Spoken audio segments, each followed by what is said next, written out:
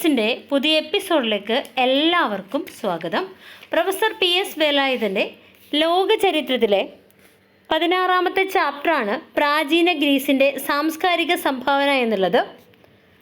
Greek നഗരരാഷ്ട്രങ്ങളുടെ സംസ്കാരം classical സംസ്കാരം എന്ന പേരിലാണ് ചരിത്രത്തിൽ അറിയപ്പെടുന്നത്. ക്ലാസിക്കൽ എന്ന വാക്കിന് ഒന്നാം തരം എന്നാണ് അർത്ഥം. സാഹിത്യം, കല, തത്വജ്ഞാനം എന്നീ മണ്ഡലങ്ങളിൽ ഗ്രീക്കുകാരുടെ നേട്ടം ക്ലാസിക്കൽ എന്ന പേരിന് അർഹമാക്കത്തക്കവണ്ണം അത്രയധികം ഉണ്ടായിരുന്നു. സാഹിത്യത്തിൻ്റെ മുന്നോടിയാണല്ലോ ലിഖിതവിദ്യ.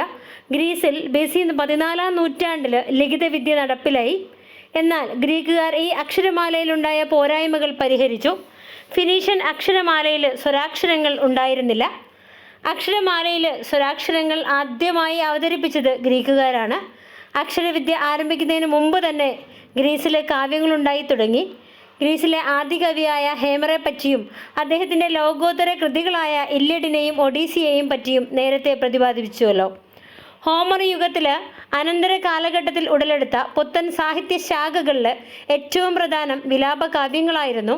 ഗ്രീക്ക് സാഹിത്യത്തിൻ്റെ സുവർണകാലമായ പെരിക്ലിയൻ യുഗത്തിൽ വിലാപകാവ്യങ്ങൾക്ക് പകരം ഗീതകങ്ങൾ എന്ന കാവ്യശാഖകൾക്കാണ് പ്രാമാണ്യം സിദ്ധിച്ചത്.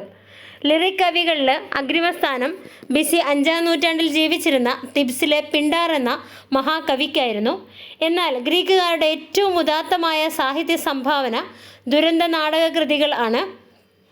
BC 5ാം നൂറ്റാണ്ടിലാണ് ഈ നൂതന സാഹിത്യശാഖ വ്യക്തമായ രൂപം പ്രാപിച്ചത്. ഗ്രീക്ക് ദുരന്ത നാടകങ്ങളുടെ ലക്ഷ്യം അനീതിയുടെ മേൽ നീതിയുടെ വിജയം ചിത്രീകരിച്ച് പ്രേക്ഷകരുടെ ഹൃദയവികാരത്തെ സ്ഫുടം ചെയ്യുക എന്നതായിരുന്നു. ഗ്രീക്ക് ദുരന്ത നാടക പ്രസ്ഥാനത്തിൻ്റെ സ്ഥാപകൻ BC 525 മുതൽ 456 വരെ ജീവിച്ചിരുന്ന ഈസ്കിലസ് ആയിരുന്നു. എന്നാൽ ഗ്രീക്ക് ദുരന്ത നാടക സാഹിത്യത്തിലെ സാർവഭൗമൻ BC 496 മുതൽ 406 വരെ ജീവിച്ചിരുന്ന സോഫോക്ലിസ് ആയിരുന്നു. ഈ സാഹിത്യശാഖയിലെ പ്രഗത്ഭരിൽ ഏറ്റവും ഒടുവിലത്തെയാൾ യൂറിപ്പിഡസ് ആയിരുന്നു. BC 480 മുതൽ 406 വരെയായിരുന്നു അദ്ദേഹത്തിൻ്റെ കാലഘട്ടം. ഗ്രീക്ക് സാഹിത്യത്തിലെ ശുഭാന്ത നാടകങ്ങൾ ദുരന്ത നാടകങ്ങളെപ്പോലെ ഉദാത്തമായിരുന്നില്ലെങ്കിലും അരിസ്റ്റോഫെനസിനെ പോലെ ഉള്ള ഒന്നാംകിട നാടകകൃത്തുക്കളും ഈ ശാഖയിലുണ്ടായിരുന്നു. BC 444 മുതൽ 380 വരെയായിരുന്നു അരിസ്റ്റോഫെനസിൻ്റെ കാലം. ഗദ്യസാഹിത്യത്തിൽ ചരിത്രത്തിനായിരുന്നു പ്രഥമ സ്ഥാനം. ചരിത്രത്തിൻ്റെ പിതാവെന്ന് സുപ്രസിദ്ധ റോമൻ ചിന്തകനായ സിസറോ വിശേഷിപ്പിച്ചിട്ടുള്ള ഹെറഡോട്ടസ്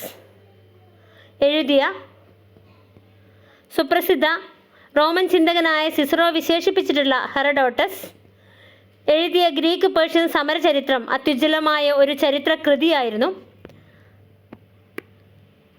ശാസ്ത്രീയ ചരിത്രരചനയുടെ പിതാവെന്നറിയപ്പെടുന്ന തൂസിഡൈസസ് ആയിരുന്നു മറ്റൊരു സുപ്രസിദ്ധ ചരിത്രകാരൻ.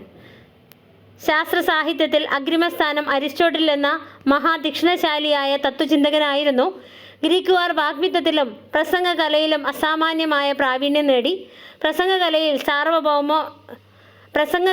സാർവഭൗമൻ BC 4ാം നൂറ്റാണ്ടിൽ ജീവിച്ചിരുന്ന ഡെമസ്തനീസ് ആയിരുന്നു. ലോകത്തിലുണ്ടായിട്ടുള്ള ഏറ്റവും വലിയ പ്രസംഗകരിൽ ഒരാളായിരുന്നു അദ്ദേഹം. ഇനി കലയെക്കുറിച്ച് നോക്കുമ്പോൾ ഗ്രീക്ക് സംസ്കാരം ഏറ്റവും സത്യസന്ധമായി പ്രതിബിംബിച്ച് കാണുന്നത് കലയിലാണ്. ഗ്രീക്ക് ചിന്താഗതി മൗലികമായി മനുഷ്യമൂല്യങ്ങൾക്ക് വില കൽപ്പിച്ചുകൊണ്ടുള്ളതായിരുന്നു. ഗ്രീക്ക് ശില്പകല ദേവന്മാരെയും ദേവിമാരെയും ചിത്രീകരിച്ചു എന്നുള്ളത് ശരി തന്നെ. എന്നാൽ ഗ്രീക്ക് ദൈവങ്ങൾ അത്യന്തം മാനുഷിക സ്വഭാവമുള്ളവരാണ്. അതിനാൽ കലയിൽ കൂടി ദൈവങ്ങളെ പ്രകീർത്തിക്കുന്നത് വാസ്തവത്തിൽ ഗ്രീക്കുകാരുടെ ആത്മപ്രകീർത്തന പ്രക്രിയ തന്നെയായിരുന്നു. സമഞ്ജസത്വവും സന്തുലിതത്വവും അതിഭാവുകത്വത്തിൻ്റെ അഭാവവും ലാളിത്യവുമായിരുന്നു ഗ്രീക്ക് കലയുടെ വിശേഷ ഗുണങ്ങൾ. ഗ്രീക്ക് കലയുടെ ലക്ഷ്യം രസിപ്പിക്കൽ മാത്രമല്ല, സന്മാർഗോത്ബോധനവും രാഷ്ട്രീയ ശിക്ഷണവും കൂടിയായിരുന്നു. കല ദേശീയ ജീവിതത്തിൻ്റെ പ്രതിരൂപവും പ്രകടനവുമായിരിക്കണമെന്നുള്ളതായിരുന്നു ഗ്രീക്കുകാരുടെ ആദർശം. അഥീനിയൻ കലാകാരന്മാരുടെ വീക്ഷണത്തിൽ സൗന്ദര്യവും നന്മയും ഒന്നുതന്നെയാണ്. സൗന്ദര്യമുള്ളതെല്ലാം നന്മയുള്ളതാണെന്നായിരുന്നു അവരുടെ സിദ്ധാന്തം. കല സാർവജനീന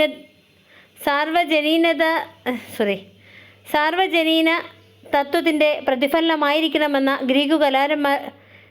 പ്രതിഫലനമായിരിക്കണമെന്ന് ഗ്രീക്ക് കലാകാരന്മാർക്ക് നിർബന്ധമുണ്ടായിരുന്നു. ഗ്രീക്ക് കലയുടെ ചരിത്രത്തിൽ 3 സുവ്യക്ത ഘട്ടങ്ങൾ നമുക്ക് ദർശിക്കാൻ കഴിയും. ആദ്യത്തെ ഘട്ടം BC 7ഉം 6ഉം ശതാബ്ദങ്ങളായിരുന്നു. ഈ കാലഘട്ടത്തിൽ ശില്പകലയിൽ ഈജിപ്ഷ്യൻ കലയുടെ വ്യക്തമായ സ്വാധീനം കാണാൻ കഴിയും. രണ്ടാം ഘട്ടം BC 5ആം നൂറ്റാണ്ടാണ്. ഈ ഘട്ടത്തിലാണ് രണ്ടാം ഘട്ടം BC 5ആം നൂറ്റാണ്ടിലാണ്. ഈ ഘട്ടത്തിലാണ് ഗ്രീക്കുകാരുടെ ശില്പകലയും വാസ്തുശില്പകലയും ഏറ്റവും പരിപുഷ്ടമാകുന്നത്.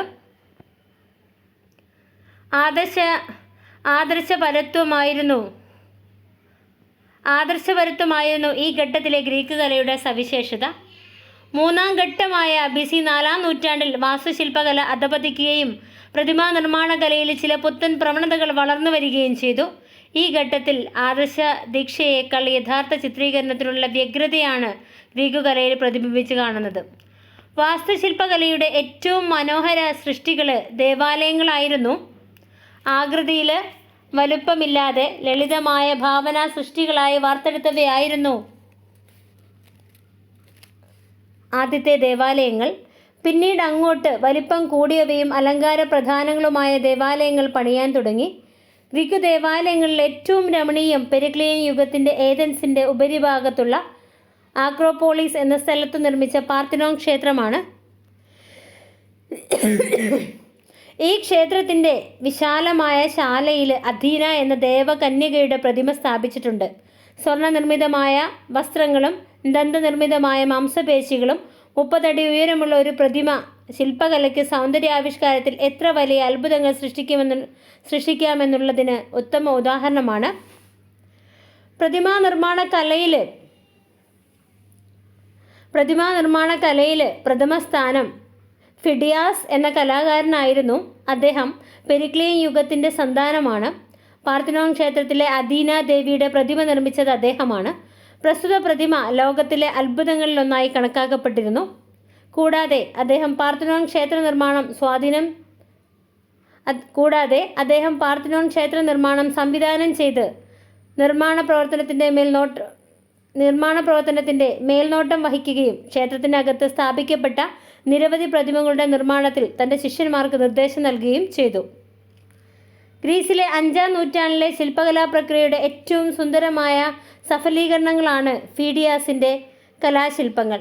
ഫീഡിയാസ് കഴിഞ്ഞാൽ BC 5ആം നൂറ്റാണ്ടിലെ ഏറ്റവും പ്രമുഖനായ ശില്പകലാകാരൻ മിറോൺ ആയിരുന്നു. ചിത്രകലയിൽ ഗ്രീക്കുകാർ തങ്ങളുടെ മുൻഗാമികളെ കവച്ചുവെച്ച നൈപുണ്യമുള്ളവരായിരുന്നു. പെരിക്ലേസിൻ്റെ കാലത്ത് ഏഥൻസ് നഗരം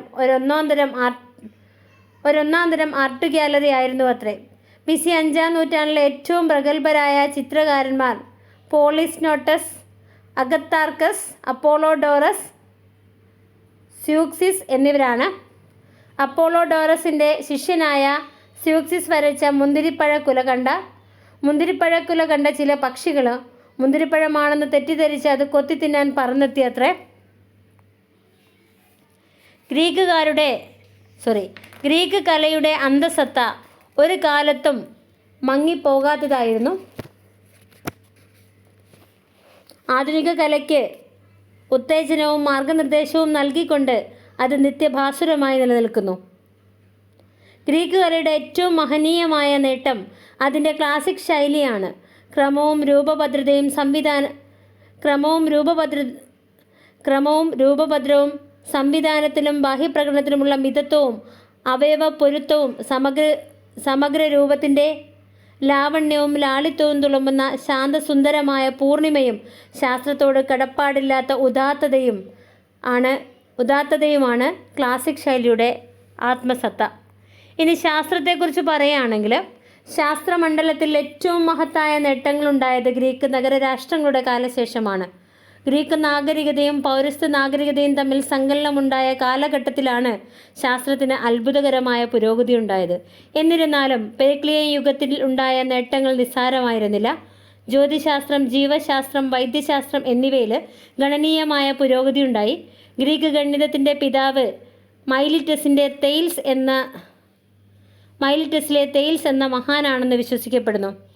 അദ്ദേഹത്തിൻ്റെ പല സിദ്ധാന്തങ്ങളും സുപ്രസിദ്ധ ഗണിതശാസ്ത്രജ്ഞനായ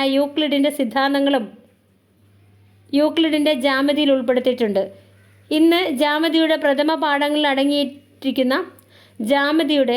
പാഠങ്ങളിൽ അടങ്ങിയിരിക്കുന്ന പല വസ്തുതകളും പൈതഗോറസ് എന്ന ഗ്രീക്ക് ഗണിതശാസ്ത്രജ്ഞൻ കണ്ടുപിടിച്ചതാണ്. അങ്കഗണിതത്തിൽ ഗ്രീക്കുകാർ പിന്നിലായിരുന്നു എങ്കിലും ജ്യാമിതിയിൽ അവർ വളരെ പുരോഗമിച്ചിരുന്നു. ഏറ്റവും വലിയ ജ്യാമിതി ശാസ്ത്രജ്ഞൻ BC 5-ാം നൂറ്റാണ്ടിൽ ജീവിച്ചിരുന്ന അനക്സ്ഗോറസ് ആയിരുന്നു. കാലാവസ്ഥാ നിരീക്ഷണ ശാസ്ത്രത്തിൻ്റെ ജനയിതാവും ഇദ്ദേഹമായിരുന്നു അത്രേ.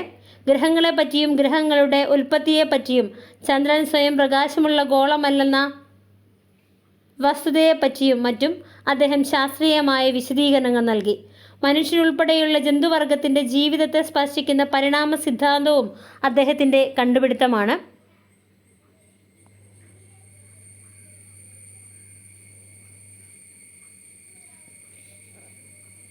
ഗ്രീക്കു ശാസ്ത്രജ്ഞന്മാരിൽ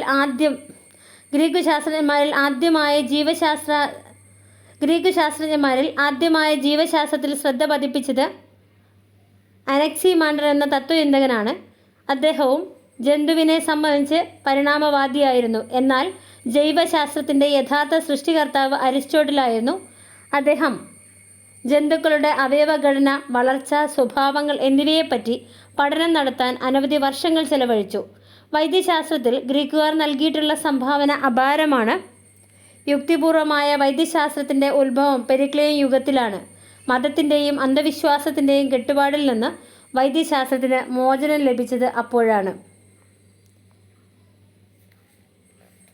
എംപിഡോക്ലിസ്, ആൽക്കിമിയോൺ,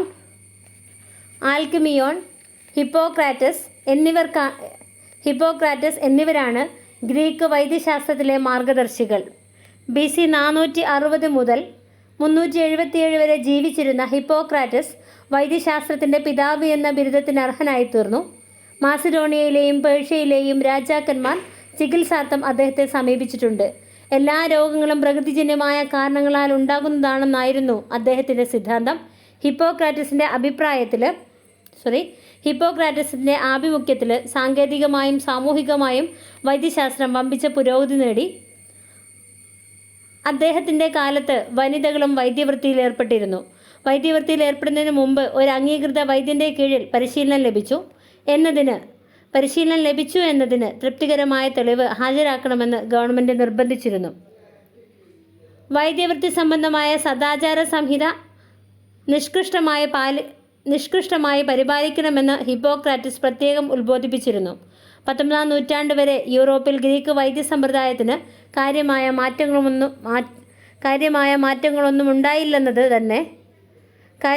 മാറ്റങ്ങളൊന്നും ഉണ്ടായില്ലെന്നത് തന്നെ ഗ്രീക്കുകാർ ഈ മണ്ഡലത്തിൽ നൽകിയ സംഭാവനയുടെ മഹാത്മ്യത്തിന് മതിയായ സാക്ഷ്യപത്രമാണ്. ഇനി തത്വചിന്തയെക്കുറിച്ച് പറയാം. ഗ്രീക്ക് തത്വചിന്തയുടെ ഉത്ഭവം BC 6-ാം നൂറ്റാണ്ടിലാണ്. മൈലീഷ്യൻ സ്കൂൾ എന്ന പേരിൽ അറിയപ്പെടുന്ന ദാർശനികന്മാരാണ് ആദ്യത്തെ തത്വചിന്തകന്മാർ. ഏഷ്യ മൈനറിൻ്റെ തീരത്തുള്ള മൈലിറ്റസ് എന്ന നഗരമായിരുന്നു അവരുടെ നാട്. അതുകൊണ്ടാണ് അവർക്ക് മൈലീഷ്യൻ സ്കൂൾ എന്ന പേരുണ്ടായത്. മൈലീഷ്യൻ സ്കൂളിൻ്റെ സ്ഥാപകൻ തെയിൽസ് എന്നു പേരായ തത്വജ്ഞാനിയായിരുന്നു. ഈ പ്രസ്ഥാനത്തിലെ തത്വചിന്തകന്മാർ ഭൗതികവാദികളായിരുന്നു. അവർ ഗ്രീക്കുകാരുടെ ഇടയിൽ പ്രാബല്യത്തിലിരുന്ന കെട്ടുകഥകളെയും അന്ധവിശ്വാസങ്ങളെയും നിഷേധിക്കുകയും പ്രപഞ്ചത്തിൻ്റെ ഉൽപ്പത്തിയെക്കുറിച്ച് യുക്തിക്ക് നിരക്കുന്ന സിദ്ധാന്തം ഉന്നയിക്കുകയും ചെയ്തു.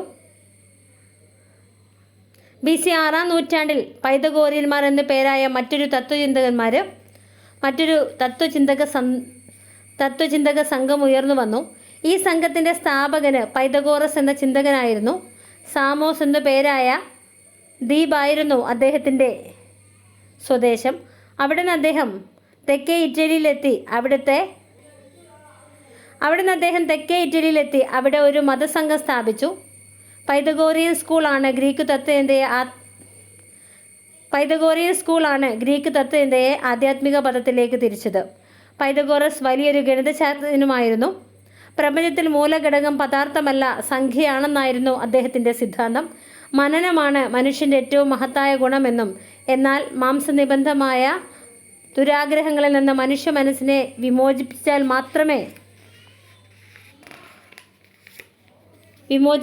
മാത്രമേ മനനോന്മുഖമായ ജീവിതം സാധ്യമാകൂ എന്നതായിരുന്നു അദ്ദേഹത്തിൻ്റെ സിദ്ധാന്തം. നന്മയും തിന്മയും തമ്മിലുള്ള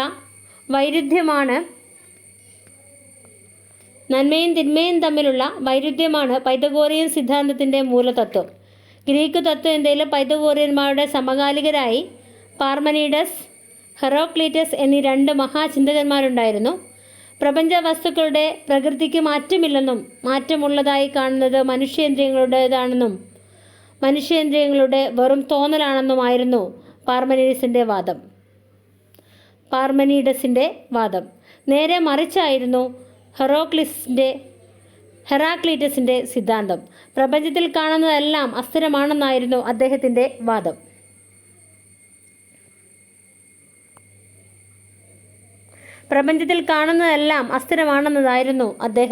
വാദം. ഈ രണ്ട് വാദഗതികളെയും കൂട്ടിയിണക്കുന്ന സിദ്ധാന്തമായിരുന്നു അണുസിദ്ധാന്തം. ഈ സിദ്ധാന്തത്തിൻ്റെ ഉപജ്ഞാതാക്കൾ BC 5-ാം നൂറ്റാണ്ടിൻ്റെ ഉത്തരാർദ്ധത്തിൽ ജീവിച്ചിരുന്ന ഡെമോക്രിറ്റസ് എന്ന ചിന്തകൻ്റെ നേതൃത്വത്തിലുള്ള ദാർശനിക സ്കൂളാണ്. ഭഞ്ജനത്തിനും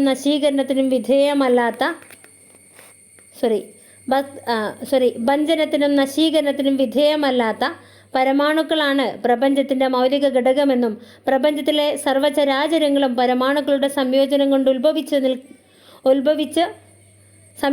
കൊണ്ട് ഉത്ഭവിച്ച് നിലനിൽക്കുന്നവയാണെന്നുമായിരുന്നു അണുസിദ്ധാന്തത്തിൻ്റെ സാരം. ഗ്രീക്ക് ഭൗതികവാദത്തിൻ്റെ പരകോടിയായിരുന്നു ഈ വാദം. ഡെമോക്രിറ്റസ് തികച്ചും അനാത്മവാദിയായിരുന്നുവെങ്കിലും അദ്ദേഹം സാന്മാർഗികമായി വലിയ ആദർശവാദിയായിരുന്നു. നന്മയെന്നു വെച്ചാൽ തെറ്റു ചെയ്യാതിരിക്കൽ മാത്രമല്ല, തെറ്റു ചെയ്യാൻ ആഗ്രഹമില്ലാതിരിക്കൽ കൂടിയാണ് എന്നതായിരുന്നു അദ്ദേഹത്തിൻ്റെ സദാചാര മാനദണ്ഡം. BC 5-ാം നൂറ്റാണ്ടിൻ്റെ മധ്യഘട്ടം ഗ്രീസിൽ ഒരു ദൈക്ഷണിക വിപ്ലവത്തിൻ്റെ പ്രാരംഭത്തെ കുറിക്കുന്നു. സാധാരണക്കാരൻ്റെ മുന്നേറ്റം, വ്യക്തിത്വത്തിൻ്റെ വികസനം, പ്രായോഗിക ജീവിതത്തിലെ വിവിധ പ്രശ്നങ്ങളുടെ പരിഹാരത്തിനുള്ള വ്യഗ്രത എന്നിവയെല്ലാം പഴയ ചിന്താഗതിയുടെ നേർക്കുള്ള വെല്ലുവിളികളായിരുന്നു.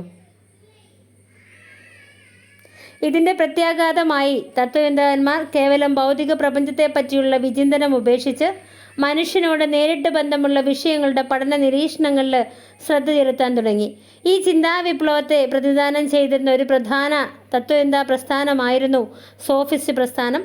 സോഫിസ്റ്റുകൾ ഭൗതിക പ്രപഞ്ചത്തെക്കുറിച്ചുള്ള പഠനത്തെ അപ്രധാനമായി തള്ളുകയും മാനവ വിജ്ഞാനത്തിൻ്റെ വിവിധ ശാഖകളുടെ പഠനത്തിന് പ്രാധാന്യം നൽകുകയും ചെയ്തു. വിവേകം എന്ന അർത്ഥം വരുന്ന ഗ്രീക്ക് പദമാണ് സോഫിയ. സോഫിയയുടെ ആചാര്യന്മാർ എന്ന അർത്ഥത്തിലാണ് ഈ ചിന്തകന്മാർക്ക് സോഫിസ്റ്റുകൾ എന്ന പേര് വന്നത്. അവരിൽ പ്രഥമ ഗണനീയൻ പ്രോട്ടഗോറസ് എന്നു പേരായ ചിന്തകനാണ്.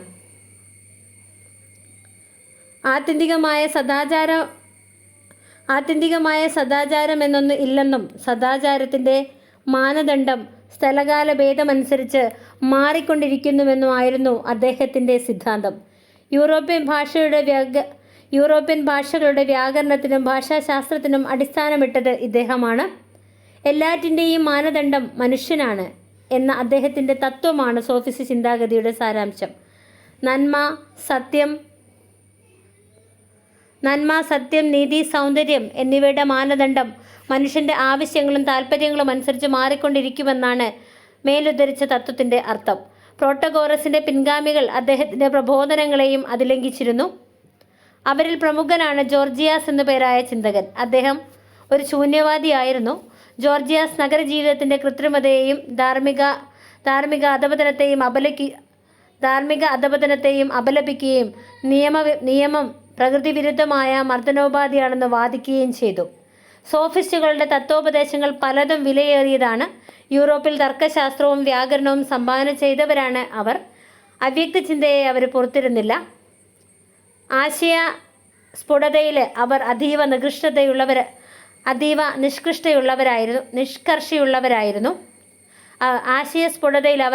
നിഷ്കർഷയുള്ളവരായിരുന്നു. അവർ അടിമത്തത്തെയും ഗ്രീക്കുകാരുടെ വർഗവിവേചനത്തെയും കർശനമായി അധിക്ഷേപിച്ചിരുന്നു. സോഫിസ്റ്റുകൾ സ്വതന്ത്ര ചിന്തയുടെയും സാമൂഹിക ശാസ്ത്ര പഠനത്തിൻ്റെയും ആചാര്യന്മാരായിരുന്നു. സോഫിസ്റ്റുകളില്ലായിരുന്നുവെങ്കിൽ സോക്രട്ടീസും പ്ലാറ്റോയും അരിസ്റ്റോട്ടിലും ഉണ്ടാകുമായിരുന്നില്ലെന്ന് ഒരു ചരിത്ര പണ്ഡിതൻ പറഞ്ഞിട്ടുള്ളതിൽ വാസ്തവമുണ്ട്. അവർ സ്വാതന്ത്ര്യത്തിൻ്റെ രക്ഷാഭടന്മാരും സാധാരണക്കാരൻ്റെ അവകാശ സംരക്ഷകരുമായിരുന്നു. എന്നാൽ കാലക്രമത്തിൽ സോഫിസ്റ്റുകൾക്ക് ധാർമ്മികമായ അധപതനം സംഭവിച്ചു. ഗ്രീക്കുകാരുടെ സദാചാരബോധത്തിന് ഇടിവ് തട്ടാൻ ഇത് കാരണമായി തീർന്നു. പാണ്ഡിത്യമാണ് സദാചാരം എന്നുള്ള ധാരണ പരത്തുവാൻ സോഫിസ്റ്റുകളുടെ തത്വോപദേശങ്ങൾ ഇടയാക്കി തീർത്തു. സോഫിസ്റ്റുകളുടെ സിദ്ധാന്തങ്ങൾ വ്യക്തിത്വത്തിന് അമിത പ്രാധാന്യം കൊടുക്കുകയാൽ അത് ജനങ്ങളുടെ രാഷ്ട്രസ്നേഹത്തിന് കോട്ടം തട്ടാനിടയാക്കി. പ്രോട്ടഗോറസിൻ്റെ പിൻഗാമിയായ ത്രാസിമാക്കസ് ഉന്നയിച്ച സിദ്ധാന്തങ്ങളിലെ അധപതനത്തിൻ്റെ ലക്ഷണങ്ങൾ നിഴലിച്ചു കാണാം. സോഫിസ്റ്റുകൾ പഴമയുടെയും പാരമ്പര്യത്തിൻ്റെയും ആധിപത്യത്തെ തകർത്തുവെങ്കിലും അതിനു പകരം ഒരു പുതിയ വ്യവസ്ഥിതി പടുത്തുയർത്താൻ അവർക്ക് കഴിഞ്ഞില്ല. സോഫിസത്തോടുള്ള പ്രതിഷേധമായി ഒരു പുതിയ തത്വചിന്താ പ്രസ്ഥാനം ഉടലെടുത്തു. സത്യം മിഥ്യയല്ലെന്നും ആത്യന്തിക മാനദണ്ഡങ്ങൾ യഥാർത്ഥത്തിലുള്ളവയാണെന്നുള്ളതുമായിരുന്നു ഈ പ്രസ്ഥാനത്തിൻ്റെ അടിസ്ഥാന തത്വം. ഈ പ്രസ്ഥാനത്തിൻ്റെ നേതാക്കന്മാരായ തത്വചിന്തകന്മാർ സോക്രട്ടീസും പ്ലാറ്റോയും അരിസ്റ്റോട്ടിലുമായിരുന്നു. ഒരു ദരിദ്ര കുടുംബത്തിൽ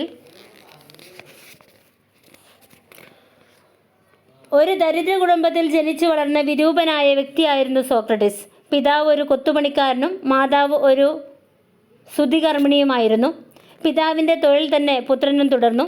സാധാരണ രീതിയിലുള്ള ഉന്നത വിദ്യാഭ്യാസമൊന്നും ലഭിക്കാൻ സാഹചര്യമില്ലാതിരുന്ന സോക്രട്ടീസ് സ്വന്തമായ പഠനവും ചിന്തയും കൊണ്ട് ദാർശനികനായി മാറി. അദ്ദേഹം കാലക്രമത്തിൽ ഒരു അസാധാരണ തത്വചിന്തകൻ എന്നുള്ള പ്രസിദ്ധി നേടി. പ്ലാറ്റോ, സെനഫൺ തുടങ്ങിയ ഏതാനും മഹാതത്വചിന്തകന്മാരുടെ ശിക്ഷാവലയം അദ്ദേഹത്തിനുണ്ടായിരുന്നു. സോക്രട്ടീസിൻ്റേതായ യാതൊരു കൃതികളുമില്ല. അദ്ദേഹത്തിൻ്റെ തത്വചിന്തയെപ്പറ്റി ലോകം മനസ്സിലാക്കാൻ ഇടയായിട്ടുള്ളത് പ്ലാറ്റോയെ പോലെയുള്ള ശിഷ്യന്മാരുടെ വിശദീകരണങ്ങളിൽ നിന്നാണ്. സോക്രട്ടീസ് മനുഷ്യരിൽ വെച്ച് ഏറ്റവും ജ്ഞാനിയും നീതിമാനും സ്വച്ഛമനസ്കനുമാണെന്നാണ് പ്ലാറ്റോ പ്രസ്താവിച്ചിട്ടുള്ളത്. അദ്ദേഹം ആത്യന്തം ഒരു സന്മാർഗാചാര്യനായിരുന്നു. വിജ്ഞാനമാണ് നന്മയെന്നും അജ്ഞാനം തിന്മയാണെന്നുമായിരുന്നു അദ്ദേഹത്തിൻ്റെ സിദ്ധാന്തം. സോക്രട്ടീസ് അന്ധമായ പാരമ്പര്യത്തെ അപലപിക്കുകയും യുക്തിസഹമല്ലാത്ത എല്ലാറ്റിനെയും നിഷേധിക്കുകയും ചെയ്തു.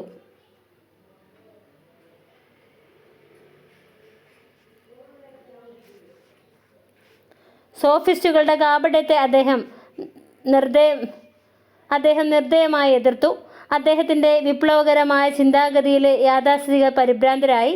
അദ്ദേഹത്തെ ഒരു മതനിഷേധിയായി മുദ്രകുത്തി. യുവാക്കളുടെ മനസ്സ് ദുഷിപ്പിക്കുന്നുവെന്നും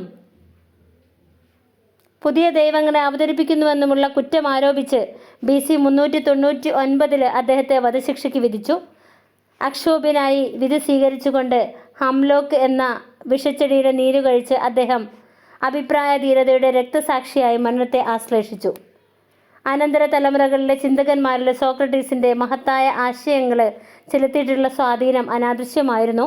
അദ്ദേഹത്തിൻ്റെ മഹോന്നത ആദർശങ്ങളായ ലളിത ജീവിതവും ധീരമായ ചിന്താഗതിയും മാനവ സംസ്കാരത്തിൻ്റെ മാർഗദീപമായി ഇന്നും പ്രകാശിക്കുന്നു.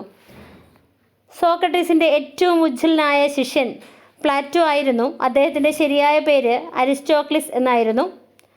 പ്ലേറ്റ് പോലുള്ള വീതിയുള്ള ശരീരത്തോടു കൂടിയ ആളായിരുന്നതിനാൽ അദ്ദേഹത്തിൻ്റെ ഗുരുനാഥന്മാരിൽ ആരോ നൽകിയ പ്ലേറ്റോ എന്ന പേരിലാണ് അദ്ദേഹം അറിയപ്പെട്ടത്. ഏതൻസ് നഗരത്തിലെ ഒരു ഉന്നത കുലത്തിൽ ജനിച്ച അദ്ദേഹം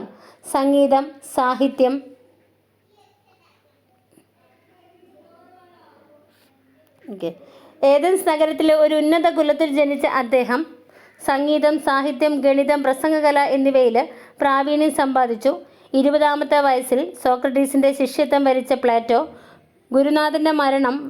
ഗുരുനാഥൻ്റെ മരണം വരെ അദ്ദേഹത്തിൻ്റെ പ്രിയ ശിഷ്യനായിരുന്നു. BC 387 അദ്ദേഹം ഏതൻസ് നഗരത്തിൻ്റെ പരിസരത്തിൽ അക്കാദമി എന്ന പേരിൽ ഒരു സർവകലാശാല സ്ഥാപിച്ചു. 9 ശതാബ്ദക്കാലം അക്കാദമി ഗ്രീസിലെ ദക്ഷിണ കേന്ദ്രമായി പരിലസിച്ചു. ഗ്രീസിലെ വിവിധ ഭാഗങ്ങളിൽ നിന്നും വിദ്യാർത്ഥികൾ അവിടെ എത്തി പ്ലാറ്റോയുടെ ശിഷ്യത്വം സ്വീകരിക്കുകയും അദ്ദേഹത്തിൽ നിന്ന് ഉൾക്കൊണ്ട വിജ്ഞാനദീപ്തിയുമായി മടങ്ങി നാടാകെ പ്രകാശം പരത്തുകയും ചെയ്തു. സോക്രട്ടീസിനെ പോലെ പ്ലാറ്റോവിൻ്റെ സിദ്ധാന്തവും അറിവാണ് നന്മയുടെ ആധാരമെന്നായിരുന്നു. എന്നാൽ മനുഷ്യൻ്റെ ഇന്ദ്രിയങ്ങൾ വഴി ലഭിക്കുന്ന അറിവ് പരിമിതവും അവ്യവസ്ഥിതവുമാണ്. അതിനാൽ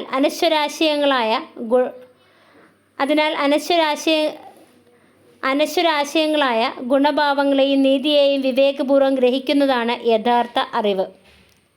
ശരീരം മനസ്സിന് വിഘാതമായി നിൽക്കുന്നു.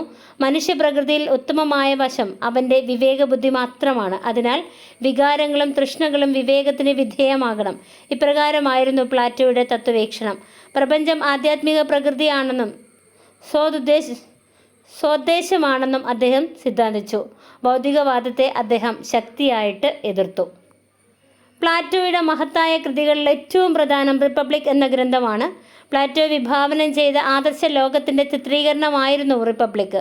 അഴിമതിയോ ദാരിദ്ര്യമോ മർദ്ദനമോ യുദ്ധമോ ഇല്ലാത്ത സമുദായമാണ് പ്ലാറ്റോയുടെ ആദർശ ലോകം. ഈ സമുദായത്തിൻ്റെ ഭരണം ദാർശനികന്മാരായ രാജാക്കന്മാരിൽ നിക്ഷിപ്തമാണ്. ഭരണകർത്താക്കളും പട്ടാള സേവനം ചെയ്യുന്നവരും സ്വകാര്യ സ്വത്തും സ്വകാര്യ കുടുംബജീവിതവും പാടെ പരിത്യജിച്ച് ജീവിക്കുന്ന ഒരു കമ്മ്യൂണിസ്റ്റ് വ്യവസ്ഥിതിയാണ് പ്ലാറ്റോയുടെ റിപ്പബ്ലിക്കിൽ വിഭാവനം ചെയ്തിട്ടുള്ളത്. രാജാക്കന്മാർ ദാർശനികന്മാരാകുകയോ ദാർശനികന്മാർ രാജാക്കന്മാരാകുകയോ ചെയ്യാത്തിടത്തോളം കാലം മനുഷ്യവർഗത്തിൻ്റെ വിഷമതകൾ പരിഹരിക്കപ്പെടുകയില്ലെന്നായിരുന്നു പ്ലാറ്റോ ഉത്ബോധനം ചെയ്തത്. പ്ലാറ്റോയുടെ ശിഷ്യരിലെ പ്രഥമഗണനീയനായിട്ടുള്ള അരിസ്റ്റോട്ടിൽ BC 384 ബാസിഡോണിയയിലെ ഒരു ഭിക്ഷുങ്കരൻ്റെ പുത്രനായി ജനിച്ചു.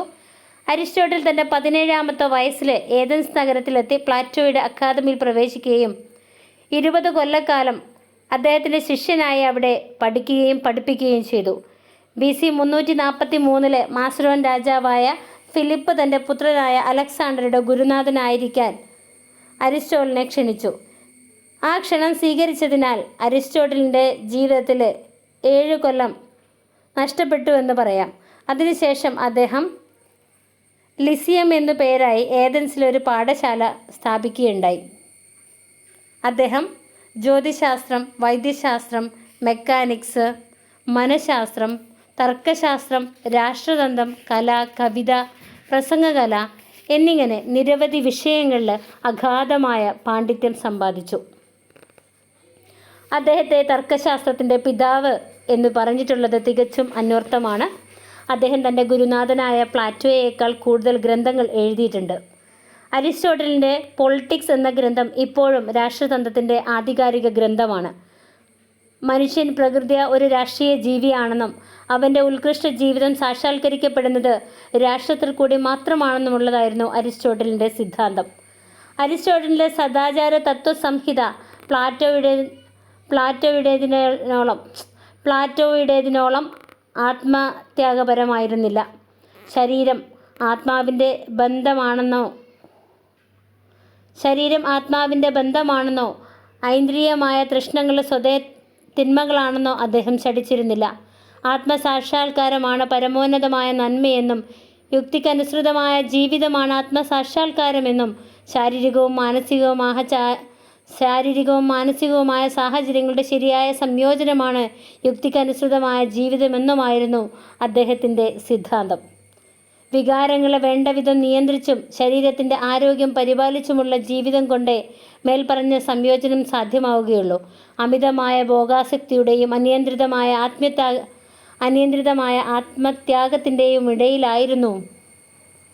ആത്മത്യാഗത്തിൻ്റെയും ഇടയിലുള്ള സുവർണ മാധ്യമം ഗോൾഡൻ മീനാണ് ഇത്. അരിസ്റ്റോട്ടലിനെ പോലെ മാനവ സമുദായത്തിൻ്റെ ചിന്താമണ്ഡലത്തെ സ്വാധീനിച്ചിട്ടുള്ള മഹാത്മാക്കൾ അപൂർവമായിട്ടേ ലോകത്തുണ്ടായിട്ടുള്ളൂ. മൺമറഞ്ഞു ഒരു സഹസ്രാബ്ദം കഴിഞ്ഞിട്ടും അദ്ദേഹം സാക്ഷാൽ ദാർശനികൻ എന്ന നിലയിൽ ആരാധ്യനായിരുന്നു. ജ്ഞാനികളുടെ ആചാര്യൻ എന്ന പേരിന് അദ്ദേഹം സർവ്വദാ അർഹനാണ്. ഗ്രീക്ക് സംസ്കാരത്തിൻ്റെ കോട്ടവും നേട്ടവും. മാനവ സംസ്കാരത്തിന് ഗ്രീക്കുകാർ നൽകിയ സംഭാവനകളെ വിലയിരുത്തുമ്പോൾ ഗ്രീക്ക് സംസ്കാരത്തിൻ്റെ വൈകല്യങ്ങളും ന്യൂനതകളും വിസ്മരിച്ചുകൂടാ.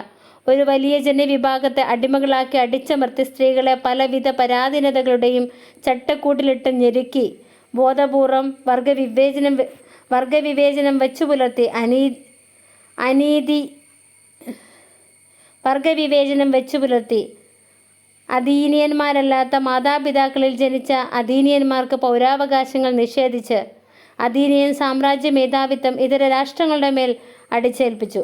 വ്യക്തികളുടെ അഭിപ്രായ സ്വാതന്ത്ര്യത്തെ സമൂഹം അസഹിഷ്ണുതയോടെ വീക്ഷിച്ചു. ഇതെല്ലാം അധീനിയൻ സംസ്കാരത്തിൻ്റെ ഗുരുതരങ്ങളായ വൈകല്യങ്ങളായിരുന്നു. എന്നിരുന്നാലും ഗ്രീക്ക് സംസ്കാരത്തിൻ്റെ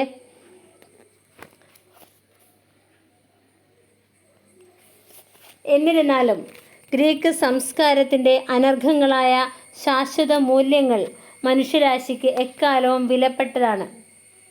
സ്വതന്ത്രബോധം, മതേതരത്വം, യുക്തിചിന്ത, ശുഭാപ്തി വിശ്വാസം, ശാരീരികവും മാനസികവുമായ ഉത്കർഷങ്ങളിൽ